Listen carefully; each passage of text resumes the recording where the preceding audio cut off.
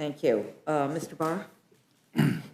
Thank you, Madam Chairwoman and Ranking Member Cole and members of the Rules Committee. Thanks for the opportunity to present my amendment number 23 to Division D of H.R. 3055 to increase funding to the Veterans Health Administration by $5 million for the express purpose to increase funding for the Department of Veterans Affairs Adaptive Sports Grant Program for the use of equine assisted therapy.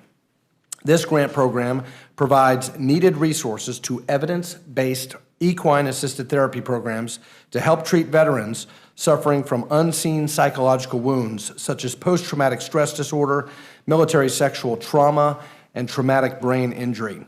Many veterans are vulnerable to becoming isolated and withdrawn as they try to manage their trauma experience.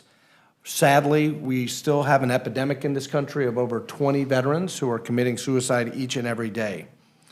After exposure to danger during their service, veterans often develop excessive levels of stress, which frequently alters the normal stress response in the brain and produces a lifetime of functional impairment and difficulty managing intrusive thoughts, memories, and emotions.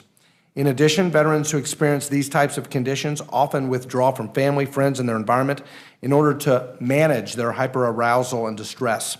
According to the American Hippotherapy Association, the Professional Association of Therapeutic Horsemanship International, the Equine Assisted Growth Learning Association, and a number of certified therapists in the 6th Congressional District of Kentucky, whom I represent, equine assisted physiotherapy offers measurable outcomes in treating numerous mental health disorders.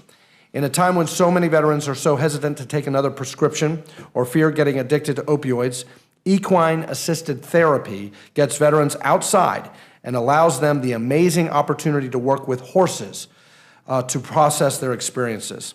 We have heard from veterans who have taken part in this important program and have heard stories like this, quote, "After I'm done with this activity, I feel so confident to achieve my goals. This program brought me further in my recovery 100%. I will remember the staff, the horses, and the program forever. I was treated as an equal and like I could do more." That's anonymous. Another anonymous quote from a veteran. Like nothing else out there, really. Healing, restorative. The people who provide these experiences to us are beautiful, real, and dedicated folks, a world apart from the clinicians who can rarely relate, unquote. And I've seen this personally in my home area. We are the horse capital of the world in central Kentucky. And we have a lot of veterans who, like in your districts, are struggling with post-traumatic stress. And I've seen this make a real difference in their lives.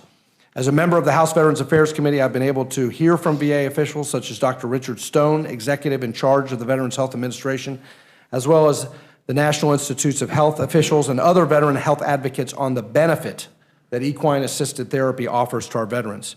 However, leadership in the VA's Adaptive Sports Grant Program have confirmed that there remains far more applicants than actual grant funding available for equine-assisted therapy treatment programs.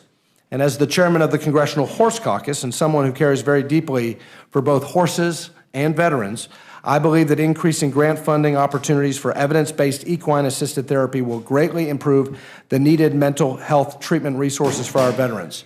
And as some of the advocates of this program have said, this is really a win-win, both for the veteran and for retired equine athletes who are also looking for that continued human bond.